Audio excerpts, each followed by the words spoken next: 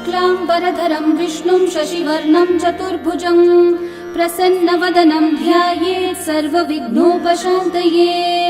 व्यासं वसिष्ठनप्तारं शक्तै पौत्रमकल्मषं पराशरात्मजं वन्दे शुकतातं तपोनिधिं। व्यासाय विष्णुरूपाय व्यासरूपाय विष्णवे नमो वै ब्रह्मनिधये वासिष्ठाय नमो नमः। अविकाराय शुद्धाय नित्याय परमात्मने सदैकरूपरूपाय विष्णवे सर्वजिष्णवे।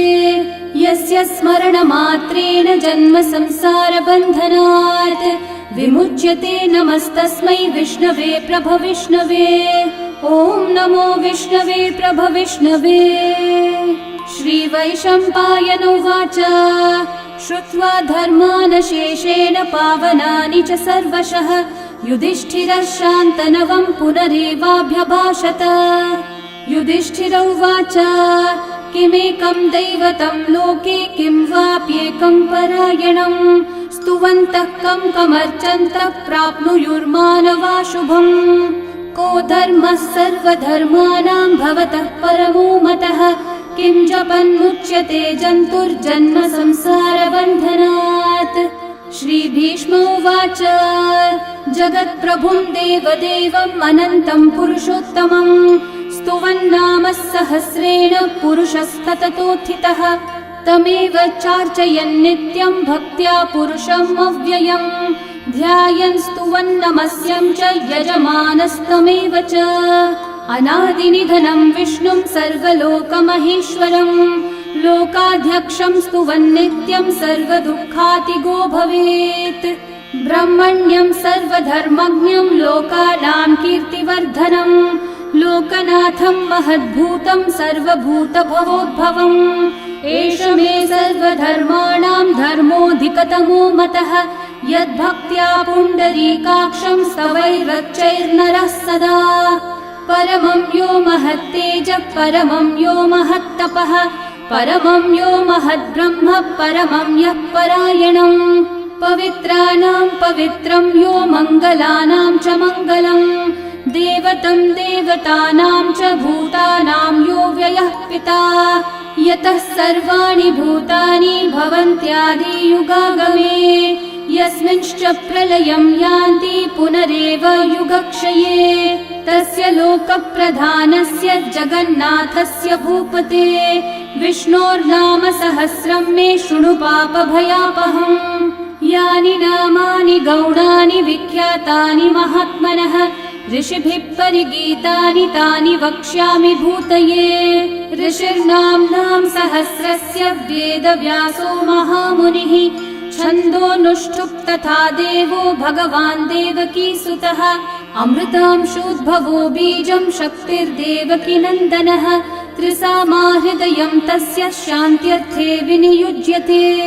विष्णुं जिष्णुं महाविष्णुं प्रभविष्णुं महेश्वरम् अनेकरूपदैत्यान्तं नमामि पुरुषोत्तमम्। अस्य श्रीविष्णोर्दिव्यसहस्रनाम स्तोत्रमहामन्त्रस्य श्रीवेदव्यासो भगवान् ऋषिः अनुष्ठुप्-छन्दः श्रीमहाविष्णुः परमात्मा श्रीमन्नारायणो देवता अमृतांशोद्भवो भानुरिति बीजम् देवकीनन्दनः सृष्टेति शक्तिः उद्भवक्षोभणो देव इति परमो मन्त्रः शङ्खबृन्नन्दकी चक्रीति कीलकम् शार्ङ्गधन्वा गदाधर इति अस्त्रम् रथाङ्गपाणिरक्षोभ्य इति नेत्रम् त्रिसामा सामगः सामेति कवचम् आनन्दं परब्रह्मेति योनिः ऋतुः सुदर्शनः काल इति दिग्बन्धः श्रीविश्वरूप इति ध्यानम् श्रीमहाविष्णुः प्रीत्यर्थे सहस्रनाम जपे विनियोगः।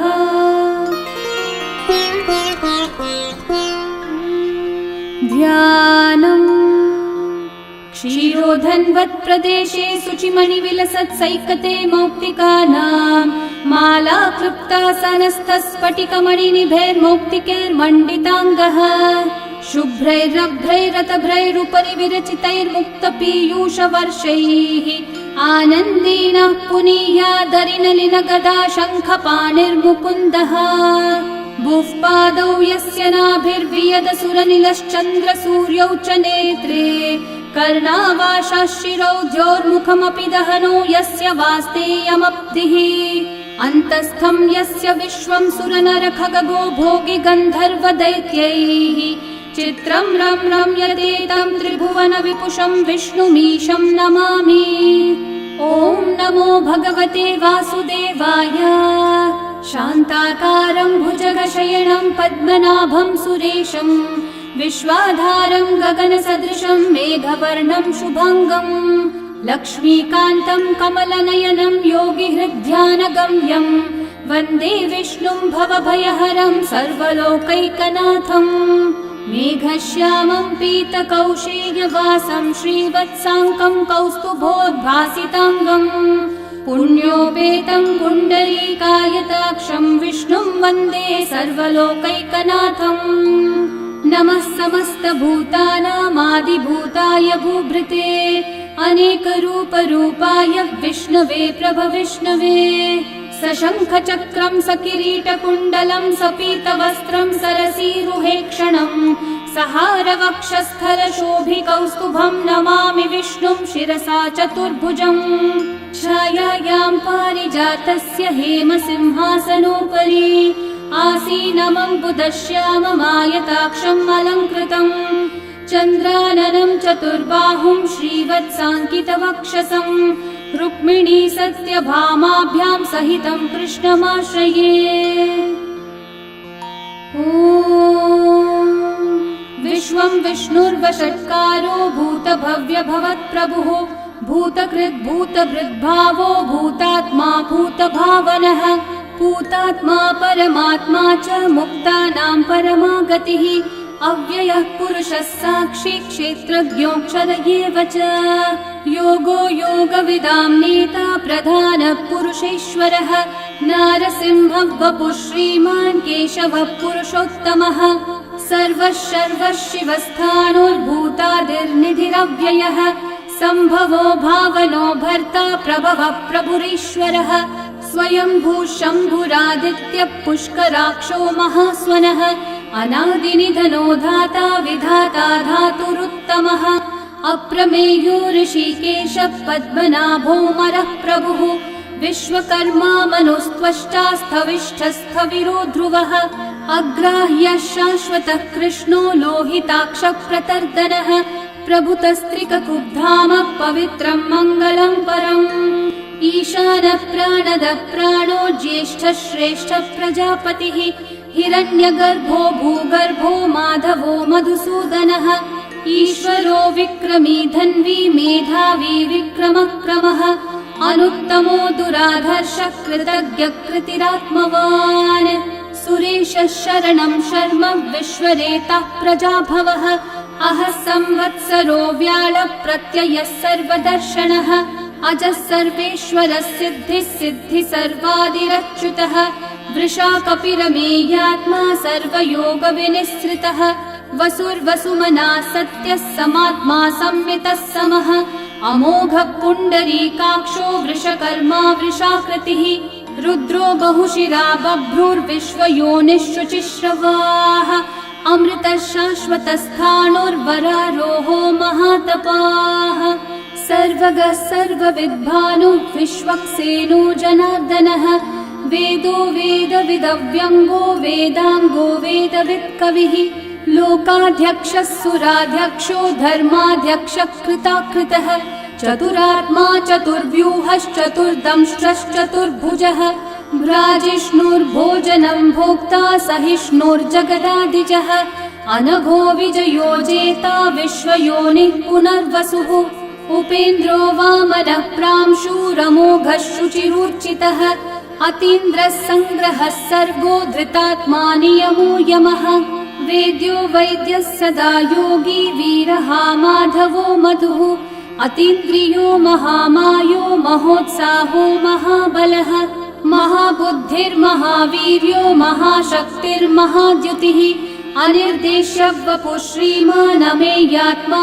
महाधृतक् महेश्वासो महीभर्ता श्रीनिवासः सतां गतिः अनिरुद्धः सुरानन्दो गोविन्दो गोविदाम्पतिः मरीचिर्दमनोहंसः सुपर्णो भुजगोत्तमः हिरण्यनाभः सुतपः पद्मनाभः प्रजापतिः अमृत्युः सर्वदृक्सिंहः सन्धाता सन्धिमान् स्थिरः अजो दुर्मशनः शास्ता विश्रुतात्मा सुरारिः गुरुर्गुरुतमो धामः सत्यः सत्यः पराक्रमः निमिषो निमिषस्रग्वी वाचस्पतिरुदारधीः अग्रणीर्ग्रामणी श्रीमान् न्यायो नेता समीरणः सहस्रमूर्धा विश्वात्मा सहस्राक्षः सहस्रपात् आवर्तनो निवृत्तात्मा संवृतः सम्प्रमर्दनः अहः संवर्तको वह्निरनिलो धरणीधरः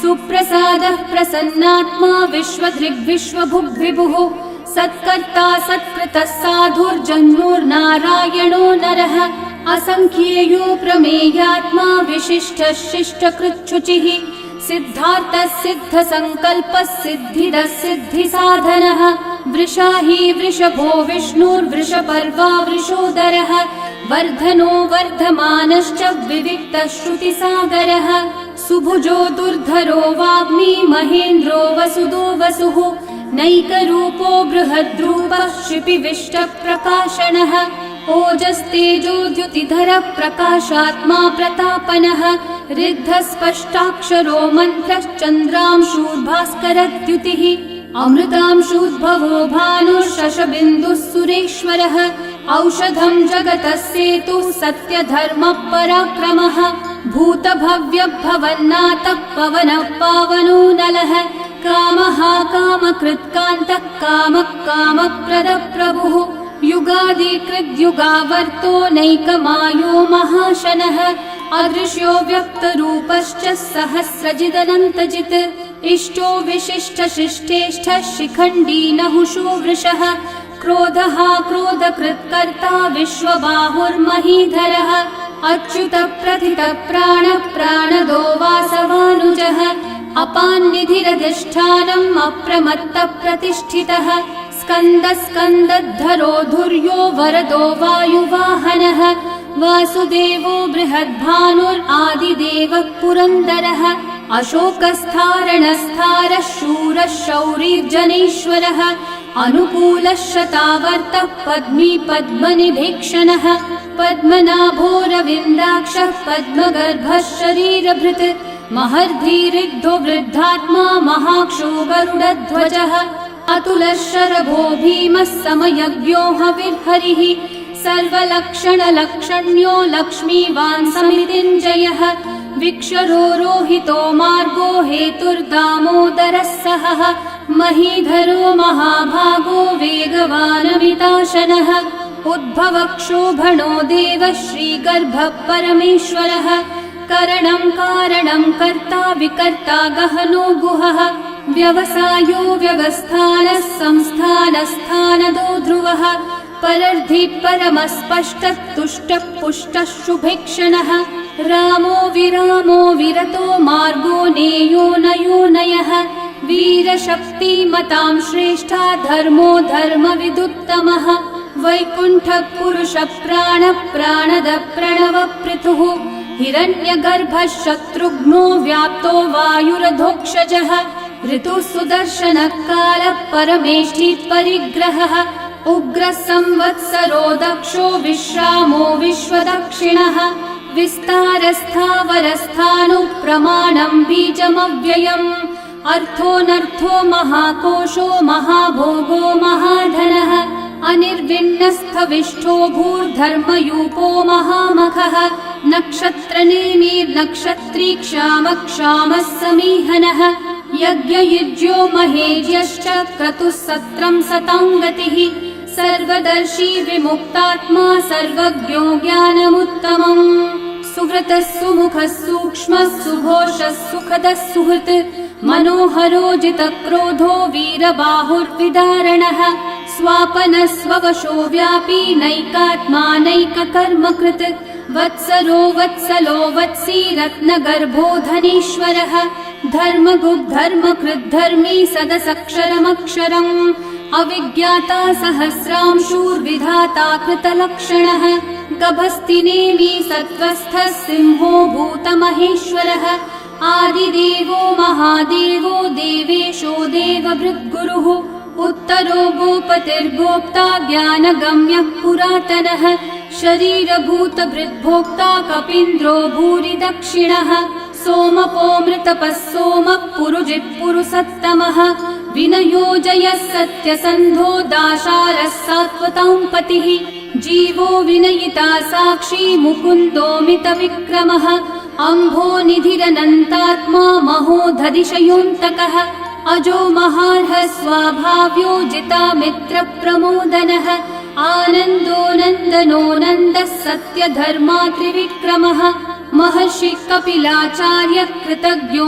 मेदिनीपतिः त्रिपदस्त्रिदशाध्यक्षो महाशृङ्गकृतान्तकृत् महावराहो गोविन्दः सुषेणः कनकाङ्गदी गुह्यो गभीरो गहनो गुप्तश्चक्रगदाधरः वेधास्वाङ्गोचितः कृष्णो दृढसङ्कर्षणोच्युतः वरुणो वारुणो वृक्षः पुष्कराक्षो महामनाः भगवान् भगहानन्दी वनमाली हलायुधः आदित्यो ज्योतिरादित्यः सहिष्णुर्गतिसत्तमः सुधन्वा खण्डपरशुर्दारुणो द्रविणप्रदः दिवस्पृक् सर्वदृग्व्यासो वाचस्पतिरयो निजः त्रिसामासामगः सामन्निर्वाणं भेषजम्भिषक् सन्न्यासकृच्छमः शान्तो निष्ठा शान्तिपरायणम् शुभाङ्गः शान्तिदः सृष्टा कुमुदः कुवलेशयः गोहितो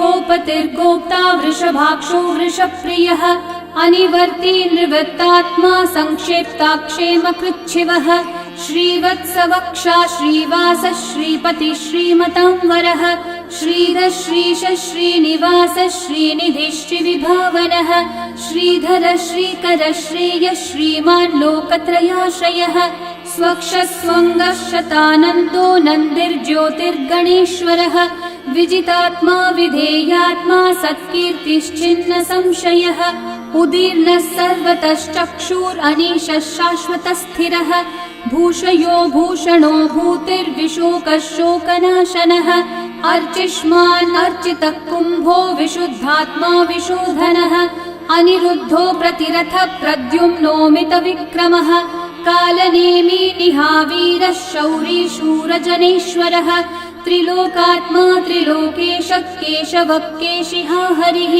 कामदेवः कामपालः कामिकान्तः कृतागमः अनिर्देश्य वपुर्विष्णु वीरोऽनन्तो धनञ्जयः ब्रह्मण्यो ब्रह्मकृद्ब्रह्मा ब्रह्म ब्रह्मविवर्धनः ब्रह्मविद् ब्राह्मणो ब्रह्मी ब्रह्मज्ञो ब्राह्मणप्रियः महाकर्मो महाकर्मा महातेजा महोरगः महाक्रतुर्महायज्वा महायज्ञो महाहविः स्तव्यस्तव प्रियस्तोत्रं स्तुतिस्तोतारणप्रियः पूर्णपूरयिता पुण्यकीर्तिरणामयः मनोजवस्तीर्थकरो वसुरेता वसुप्रदः वसुप्रदो वासुदेवो वसुर्वसुमनाहविः सद्गति सत्कृति सत्ता सद्भूति सत्परायणः शूरसेनो यदुश्रेष्ठः सन्निवासः सुयामुनः भूता वासो वासुदेवः सर्वासु निलयो नलः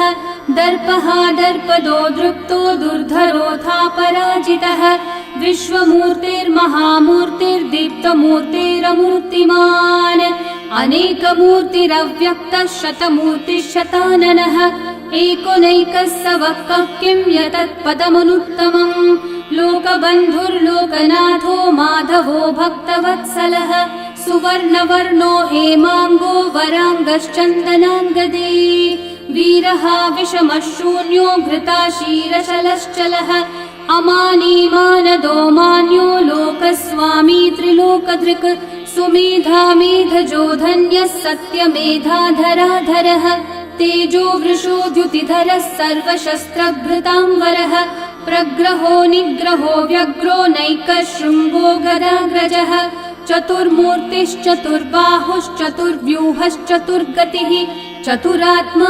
चतुर्भावश्चतुर्वेदविदेकपात् समावर्तो निर्वृत्तात्मा दुर्जयो दुरतिक्रमः दुर्लभो दुर्गमो दुर्गो दुरावासो दुरारिहा शुभांगो लोकसारंगः सुतन्तुस्तन्तुवर्धनः इन्द्रकर्मा महाकर्मा कृतकर्मा कृतागमः उद्भवः सुन्दर सुन्दो रत्ननाभः सुलोचनः अर्को वाजस्सनः शृङ्गी जयन्तः सर्वविजयी सुवर्णबिन्दु रक्षोभ्यः सर्ववागीश्वरेश्वरः महाहृदो महागर्तो महाभूतो महानिधिः कुमुदः कुन्दरः कुन्दः पर्जन्यः पावनो निलः अमृताशोऽमृतवपुः सर्वज्ञः सर्वतोमुखः सुलभः सुव्रतः सिद्धः शत्रुजिच्छत्रुतापनः न्यग्रोधोदम्बरोऽश्वत्थश्चाणूरान्ध्रनिषूदनः सहस्रार्ची सप्तजिह्वा सप्तैधा सप्तवाहनः अमूर्तिरनघोचिन्त्यो भयकृद्भयनाशनः अनुर्बृहत्कृशस्थूलो गुणवृन्निर्गुणो महान् अधृतस्वधृतस्वास्य प्राग्वंशो वंशवर्धनः भारभृत्कथितो योगी योगीशः सर्वकामदः आश्रमश्रमणश्रामः सुपर्णो वायुवाहनः धनुर्धरो धनुर्वेदो दण्डो दमयिता दमः अपराजितः सर्वसहो नियन्ता नियमो यमः सत्त्ववान् सात्विकः सत्यः सत्यधर्मपरायणः अभिप्रायप्रियार्होर्हः प्रियकृत्प्रीतिवर्धनः विहाय स गतिर्ज्योतिः सुरचिर्हुतभुक् विभुः रविर्विरोचनः सूर्यः सविता रविलोचनः अनन्तो हुतभुग्भोक्ता सुखदो नैकजोऽग्रजः अनिर्विण्णः सदा मर्षि लोकाधिष्ठानमद्भुतः सनातनतमः कपिलः कपिरव्ययः स्वस्तिदः स्वस्तिकृत् स्वस्ति स्वस्ति भुक् स्वस्ति दक्षिणः अरौद्रः कुण्डली चक्री विक्रमयूर्जितशासनः शब्दातिगः शब्दसः शिशिरः शर्वरीकरः अक्रूरः पेशलो दक्षो दक्षिणः क्षमिनाम्बरः विद्वत्तमो वीतभयः पुण्यश्रवणकीर्तनः उत्तारणो दुष्कृतिः पुण्यो दुःस्वप्ननाशनः वीरः रक्षणः सन्तो जीवनः पर्यवस्थितः अनन्तरूपोऽनन्तः श्रीर्जितमन्युर्भयापहः चतुर्रश्रो गभीरात्मा विदिशो व्यादिशो दिशः अनादिर्भूर्भुवो लक्ष्मी सुवीरो रुचिराङ्गदः जननो जनजन्मादि भीमो भीमपराक्रमः आधारनिलयो धाता पुष्पहासप्रजागरः ऊर्ध्वगः सत्पथाचारः प्राणदः प्रणवप्पणः प्रमाणं प्राणनिलयं प्राणभृत् प्राणजीवनः तत्त्वं तत्त्वविदेकात्मा जन्म मृत्युजरातिगः भूर्भुवः स्वस्तरुस्तारः सविता प्रपितामहः यज्ञो यज्ञपतिर्यज्वा यज्ञाङ्गो यज्ञवाहनः यज्ञभृद्यज्ञकृद्यज्ञी यज्ञभुग्यज्ञसाधनः यज्ञातकृद्यज्ञगुह्यामन्नमन्नादयेव च आत्मयोनिः स्वयं जातो वैखानः सामगायनः देवकीनन्दनः सृष्टा शितीशः पापनाशनः शङ्खवृन्नन्दकी चक्री शार्ङ्गधन्वा गदाधरः रथाङ्गपाणिरक्षोभ्यः सर्वप्रहरणायुधः सर्वप्रहरणायुध ॐ नम इति वनमाली गदी शार्ङ्गी शङ्खी चक्री च नन्दकी श्रीमान्नारायणो विष्णुर्वासुदेवोऽभिरक्षतु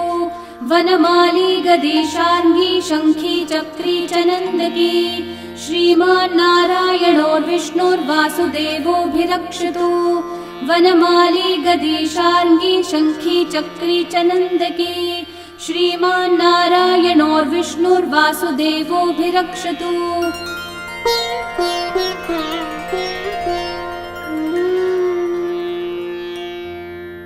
इतीदं कीर्तनीयस्य केशवस्य महात्मनः नाम्नां सहस्रं दिव्यानामशेषेण प्रकीर्तितम् य इदं शृणुयान् नित्यं यश्चापि परिकीर्तयेत् नाशुभं प्राप्नुयात् किञ्चित् सोमुत्रेह च मानवः वेदान्तगो ब्राह्मणः स्यात् क्षत्रियो विजयी भवेत् वैश्यो धनसमृद्धः स्यात्, शूद्रः सुखमवाप्नुयात्।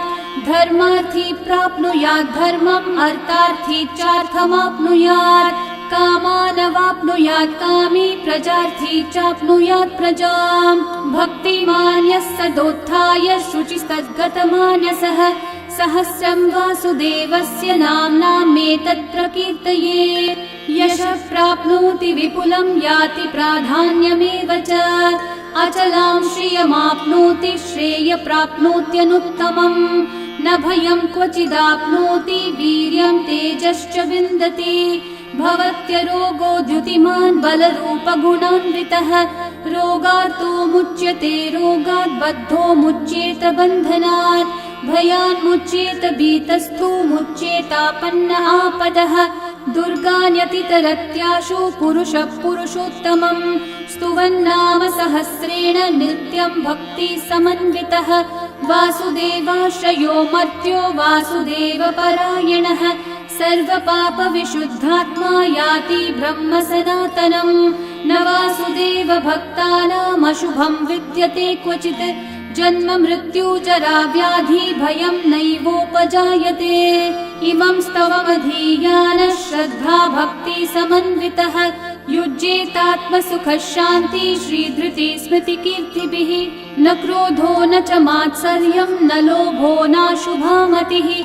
भवन्ति कृतपुण्यानां, भक्तानां पुरुषोत्तमे। द्यौः चन्द्रार्कनक्षत्राखं, दिशो भूर्महो दधिः। वासुदेवस्य वीर्येण विदतानि महात्मनः। ससुरासुरगन्धर्वं, स यक्षोरगराक्षसम्। जगद्वशे वर्ततेदं, कृष्णस्य सचराचरम्। इन्द्रियाणि मनोबुद्धिः, सत्त्वं तेजो बलं द्युतिः। वासुदेवात्मकन्याहुः, क्षेत्रं क्षेत्रज्ञ एव च। सर्वागमानामाचार प्रथमं परिकल्पते। आचार प्रभवो धर्मो, धर्मस्य प्रभुरच्युतः। ऋषयः पितरो देवा, महाभूतानि धातवः। जङ्गमाजङ्गमं चेदं, जगन्नारायणोद्भवम्। योगो ज्ञानं तथा साङ्ख्यं, विद्या शिल्पादिकर्म च। वेदाः शास्त्राणि विज्ञानम्, एतत् सर्वं जनार्दनात्। एको विष्णुर्महद्भूतं, पृथक् भूतान्यनेकशः। त्रिलोकान् व्याप्य भूतात्मा, भुङ्क्ते विश्वभुगव्ययः। इमं स्तवं भगवतो विष्णोर्व्यासेन कीर्तितम्। पठ्येद्य इच्छेत् पुरुषः, श्रेयः प्राप्तुं सुखानि च। विश्वेश्वरमजं देवं, जगतः प्रभुमव्ययम्। भजन्ति ये पुष्कराक्षं, न ते यान्ति पराभवम्। न ते यान्ति पराभवम्। ॐ नमः इति। अर्जुनोवाच पद्मपत्रविशालाक्षः, पद्मनाभः सुरोत्तम। भक्तानामनुरक्तानां, त्राता भव जनार्दन। श्रीभगवानुवाच यो मां नाम सहस्रेण, स्तोतुमिच्छति पाण्डव। सोऽहमेकेन श्लोकेन, स्तुतयेव न संशयः। स्तुतयेव न संशय। ॐ नमः इति। व्यास उवाच वासनाद्वासुदेवस्य, वासितं भुवनत्रयम्। सर्वभूतनिवासोऽसि, वासुदेव नमोऽस्तु ते। श्रीवासुदेव नमोऽस्तु ते। ॐ नमः इति। पार्वत्योवाच केनोपायेन लघुना, विष्णोर्नाम सहस्रकम्। पठ्यते पण्डितेर्नित्यं, श्रोतुमिच्छाम्यहं प्रभो। ईश्वरोवाच श्रीराम राम रामेति, रमे रामे मनोरमे। सहस्रनाम तत्तुल्यं, राम नाम वरानने। श्रीराम राम रामेति, रमे रामे मनोरमे। सहस्रनाम तत्तुल्यं, राम नाम वरानने। श्रीराम राम रामेति, रमे रामे मनोरमे। सहस्रनाम तत्तुल्यं, राम नाम वरानने। श्रीराम नाम वरानन। ॐ नमः इति। ब्रह्म उवाच नमोऽस्त्वनन्ताय सहस्रमूर्तये, सहस्रपादाक्षि शिरोरुबाहवे। सहस्रनाम्ने पुरुषाय शाश्वते, सहस्रकोटियुगधारिणे नमः। सहस्रकोटियुगधारिण ॐ नम इति। सञ्जय उवाच यत्र योगेश्वर कृष्णो यत्र पार्थो धनुर्धरः तत्र श्रीर्विजयो भूतिर्ध्रुवा नीतिर्मतिर्मम। श्रीभगवानुवाच अनन्याश्चिन्तयन्तो मा ये जनाः पर्युपासते तेषां नित्याभियुक्तानां योगक्षेमं वहाम्यहम्। परित्राणाय साधूनां विनाशाय च दुष्कृतां धर्म संस्थापनार्थाय सम्भवामि युगे युगे। आर्ता विषण्णा शिथिलाश्च भीता घोरेषु च व्याधिषु वर्तमानाः संकीर्त्य नारायण शब्दमात्रं विमुक्तदुःखा सुखिनो भवन्तु। कायेन वाचा मनसैन्द्रियैर्वा बुद्ध्यात्मना वा प्रकृते स्वभावात् करोमि यद्यत् सकलं परस्मै नारायणायेति समर्पयामि। श्री विष्णु सहस्रनाम स्तोत्र